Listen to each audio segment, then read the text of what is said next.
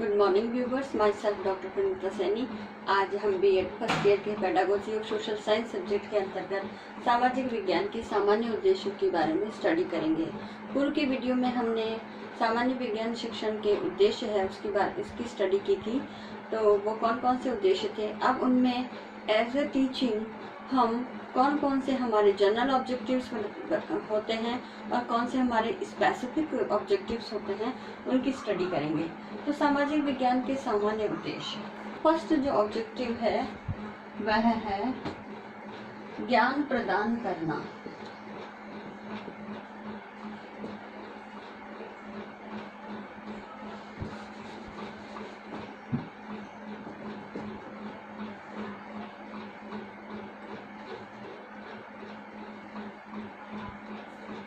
ज्ञान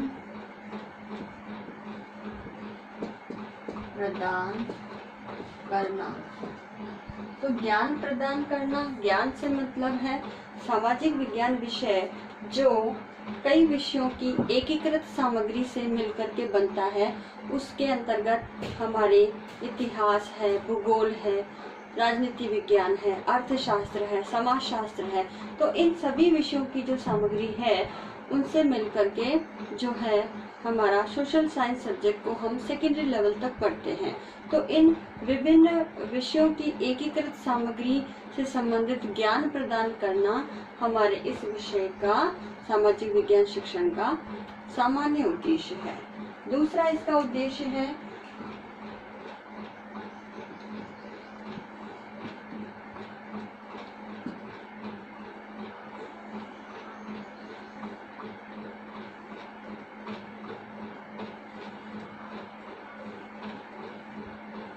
सामाजिकता का विकास करना।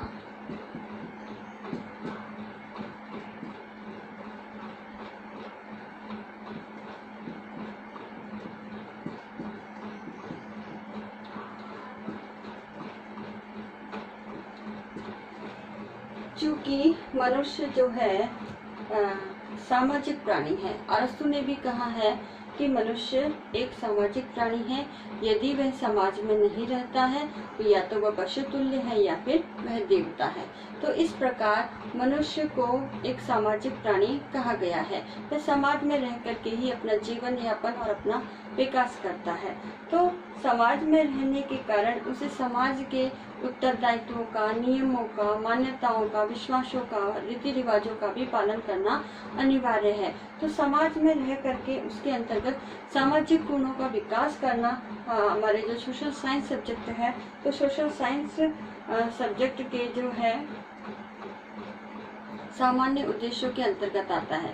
इसमें सामाजिकता का जो गुण है, तो सामाजिकता के गुणों का विकास करना इस सब्जेक्ट का जो है सामान्य उद्देश्य है। और सामाजिकता के गुण है उसमें प्रेम, सहयोग, दया, करुणा आदि जो गुण है, परोपकारिता, सहकारिता, मिलजुल कर कार्य करना, दुखियों के प्रति दया का भाव रखना। तो ये सारे जो सामाजिकता के गुण हैं, इन सामाजिकता के गुणों का विकास इस सामाजिक विज्ञान के शिक्षण के माध्यम से किया जा सकता है। जो इसका जनरल ऑब्जेक्टिव है वह है मानव विकास का अध्ययन करना।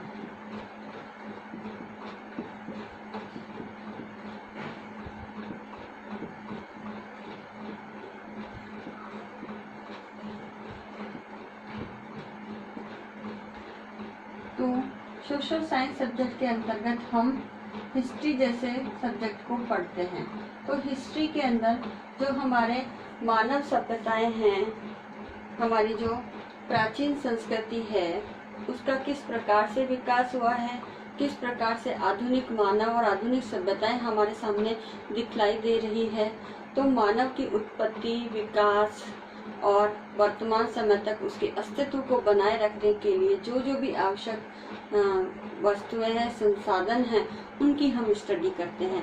साथ ही हमारी जो प्राचीन मानव सभ्यताएं हैं, संस्कृति है, उनके बारे में भी ज्ञान प्रदान जो है सामाजिक विज्ञान शिक्षण के माध्यम से ही किया जा सकता है।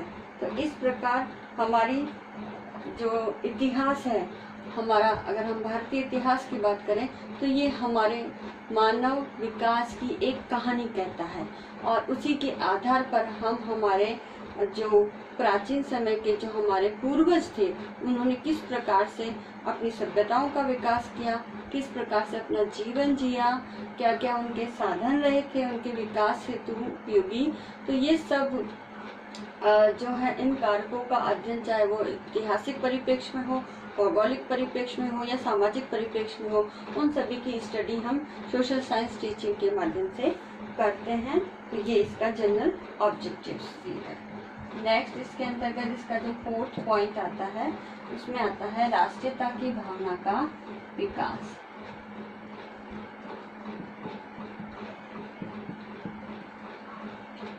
राष्ट्रीयता की भावना का विकास।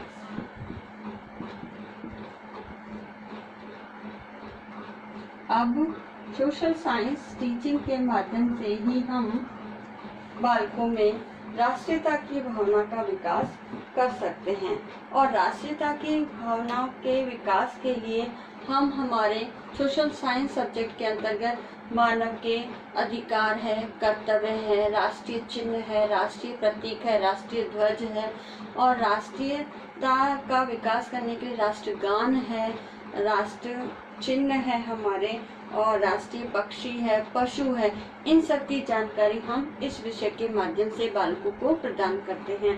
साथ ही इसके अंदर एक अच्छी नागरिकता की भावना के विकास के लिए भी हम नागरिकता के विकास में जो आवश्यक कंटेंट है, जैसे उनके मौलिक अधिकार है, नीति निर्देशक तत्व है, हमारे राष्ट्र का जो संविधान है, और हमारे राष्ट्र के जो आज एकता के बनाए रखने में जिन देशभक्तों ने, देशवासियों ने अपने बलिदान दिए, हम उनकी जीवन गाथाओं को भी हम इस विषय के अंदर बढ़ाते हैं। तो इस प्रकार से इन सभी कंटेंट नॉलेज के माध्यम से हम राष्ट्रीयता की भावना का विकास बालकों में करते हैं। नेक्स्ट जो पॉइंट है वह है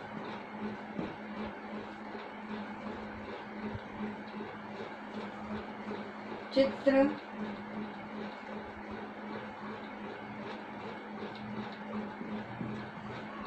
मानचित्र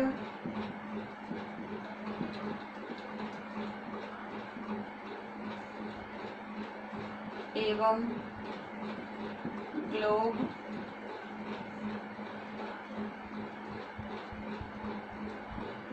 को पढ़ना एवं समझना। तो इस विषय के माध्यम से ही हम जो भी सामाजिक विज्ञान के अंदर जो चित्र आ रहे हैं, जो मानचित्रों का प्रयोग किया गया है, ग्लोब आदि का जब हम प्रयोग करते हैं तो उनको बच्चा पढ़ सकता है, समझ सकता है, क्योंकि इसकी कंटेंट जो है वो भी इसी प्रकार की है। उस कंटेंट के अंतर्गत ही ये सब चीज़ें आती हैं। तो एक शिक्षक जब इनसे संबंधित ज्ञान को अपनी क्लासरूम टीचिंग में इन्वॉल्व करता है, बच्चों को पढ़ाता है, समझाता है, तो बालक अपने उस समझ के आधार पर जो चित्र है, मानचित्र है, ग्लोब है, उसको पढ़ सकते हैं, उनको समझ सकते हैं।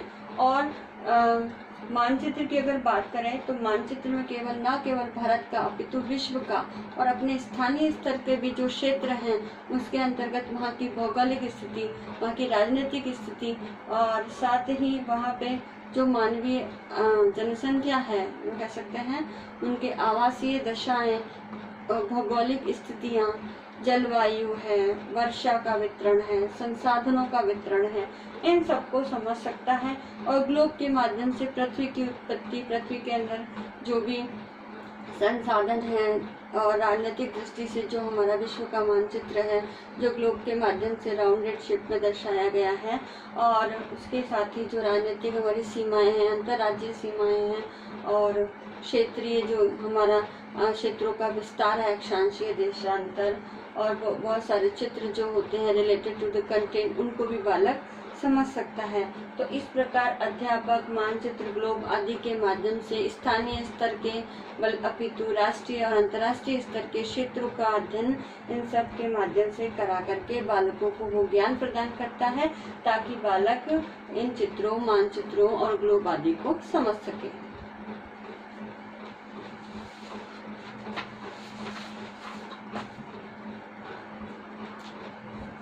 नेक्स्ट पॉइंट है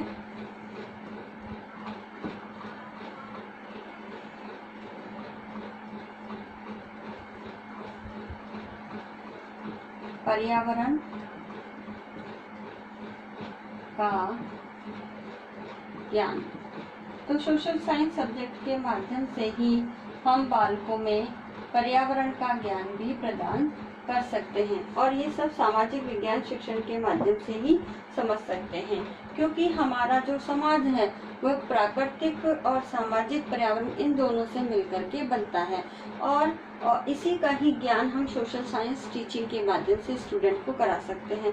साथ ही हमारे आस पड़ोस का पर्यावरण कैसा है, हमारे प्राकृतिक संसाधन कौन कौन से हैं, और इस प्राकृतिक पर्यावरण के अंतर्गत हम जो पहाड़ है, नदियां हैं, साथ ही जो वायु है, खनिज है, और मानवीय आवास की अनुकूलन जो दशाएं हैं, उन सब की जो जानकारी इस पर्यावरण के माध्यम से ही हम बच्चों को प्रदान कर सकते हैं। नेक्स्ट है अच्छी नागरिकता का विकास करना।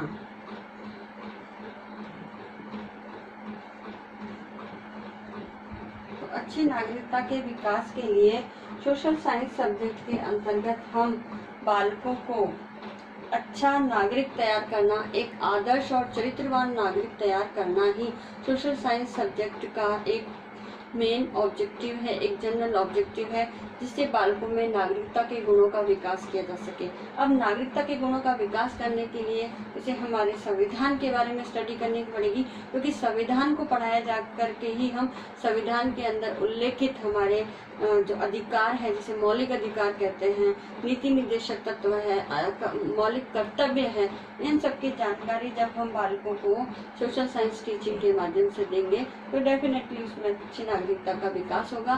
तो नागरिकता के अधिकार, कर्तव्य और नीति निर्देशक तत्व है, उनसे परिचित होगा, और उनसे परिचित होकर के उसे अपने जीवन में अपना करके अच्छा नागरिक बनेगा, बल्कि एक आदर्श और चरित्रवान नागरिक बनके भारत के विकास में अपना सहयोग दे सकेगा। और लास्ट पॉइंट है इसका समन्वय स्थापित करना।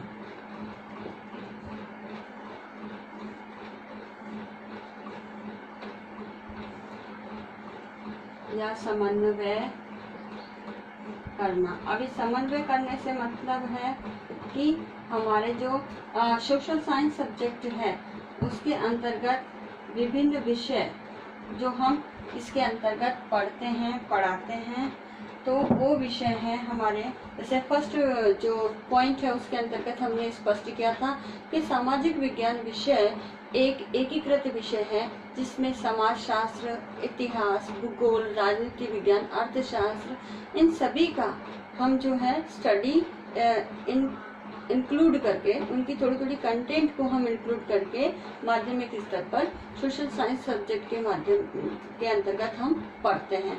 और इसमें जो शिक्षक है वो इन विभिन्न विषयों को समन्वय, एक प्रकार से कोऑर्डिनेट करते हुए, कोरिलेशन स्थापित करते हुए उनकी स्टडी कराता है।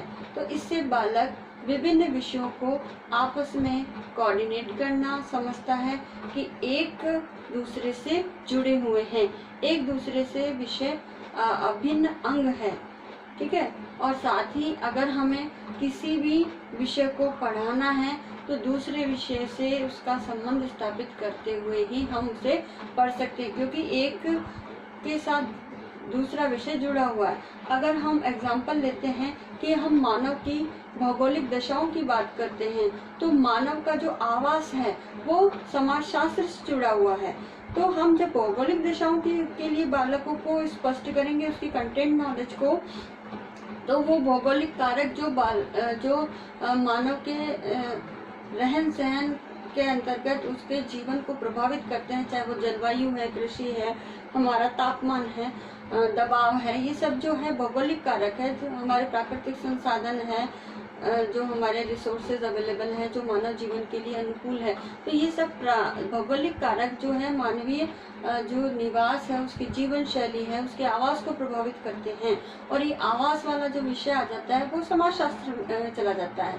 तो इस प्रकार से हम जब समाज शास्त्र को समझेंगे तभी हम उन भौगोलिक कारकों के बारे में भी अच्छी तरह से स्टडी करा सकते हैं। तो इस प्रकार से समन्वय स्थापित करते हुए हम सोशल साइंस टीचिंग करा सकते हैं। तो आज के वीडियो में हमने सामाजिक विज्ञान शिक्षण के ये सभी जो जनरल ऑब्जेक्टिव है इनकी स्टडी की। अब नेक्स्ट वीडियो में हम इसके स्पेसिफिक ऑब्जेक्टिव की स्टडी करेंगे। आज का असाइनमेंट इस प्रकार से है।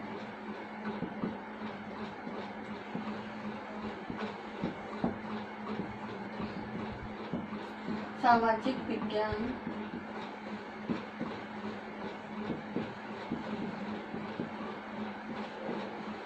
शिक्षण के सामान्य